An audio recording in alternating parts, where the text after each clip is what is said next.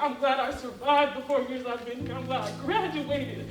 An emotional night during a town hall at Rainier Beach High School as students voiced their concerns, fears, and what they need to feel safe from the rash of violence in their neighborhoods and in school. I said, why should I have to be in this space to feel safe? Why can't I go outside and be in the open and know that nothing is going to happen to me, or I don't need to duck if there's a car going by too fast? The panel was made up of students, former students, and a parent who has seen the tragic devastation of the violence over the years. I've worked in this community for 19 years, and in that time I buried 16 kids. Of those 16 kids that I buried, only 2 of them didn't go to Rainier Beach High School. Out of the other 14, only 2 of them graduated from here, and the rest of them got kicked out. That says to me that when we kick our kids out, we kick them out into the street, and they don't always make it. Some of the students talked about how their school is neglected in budgeting decisions, especially what they saw in the aftermath of a fatal shooting at Ingraham High School in November. They got 25% of it, $4 million.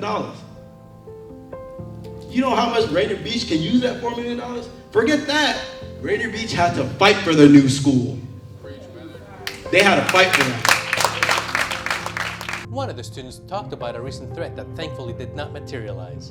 My teammates had sent this the screenshot of a text message from one of the teachers that went here, and it said, like, you know, around 11:30, 11:45, there was going to be a shooting at lunch with an AK-47 that listed the gun and everything. So just with that, I already feel unsafe. So just to hear that coming from my own community and being a student athlete and trying to, you know, stay on the right path, you know, that's hard to hear and it's hard to go through, and it's hard to just, you know, keep my mind focused on what I have to do, because I shouldn't have to come to school with fear.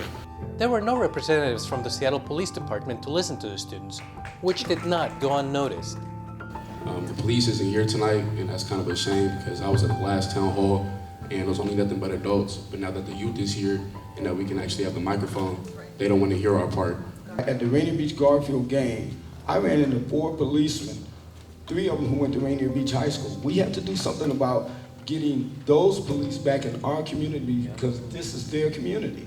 The problem they're having is they've taken all of the police who were in our community and put them out north, and the guys who are in the north, they brought them down south. It needs to be addressed. Freshman Kutsi Ross listened to his classmates speak and was glad the town hall was student-centered. He said he'd like to see funds distributed more equitably. But how one shooting brought $1 million to them, and we've been having shootings for years and barely any money has been brought to Rainier Beach.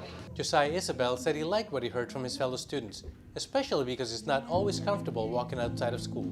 I feel safe, like Rainier Beach for sure, but I feel like when I go to lunch and stuff, like I always I feel like I shouldn't have to pray that I'm gonna come back to school because of all the stuff that happens outside of school. Rainier Beach Principal Ivory Brooks listened to the students and said he's hopeful about what he heard.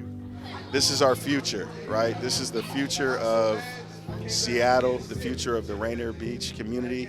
This is the future of the nation, the future of the world right here. We need to pour more into the youth. We need to listen to the youth. The youth are our future. City Council member Tammy Morales attended the town hall and afterwards talked about steps the council can take to bring the community together. Some of the specific things that I heard tonight, for example, you know, late nights back at the RBCC, reinstituting programming. A lot of the young people who were on the panel were athletes, and they were saying there's a lot that we have access to, but if you're not a student athlete, there aren't a lot of options for after-school programming, for late-night programming. So I think it really is a call for us to assess what our community centers are able to do.